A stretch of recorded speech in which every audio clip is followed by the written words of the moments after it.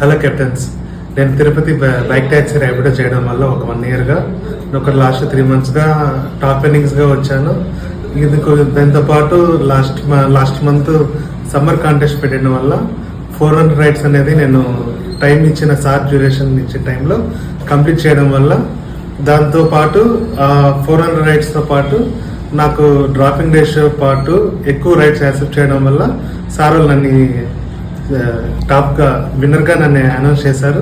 దాంతోపాటు నాకు సార్ వాళ్ళు ఇది గిఫ్ట్ అనేది ఇచ్చారు. Thank you captain.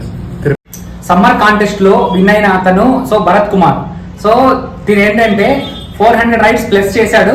And then quality కూడా ఏంటంటే 87% మెయింటైన్ చేశాడు. దానివల్ల దీన్ని మేము టాప్ విన్నర్ గా పరిగణించి వాళ్ళకి ప్రైజ్ అనేది ఇవ్వడం జరిగింది.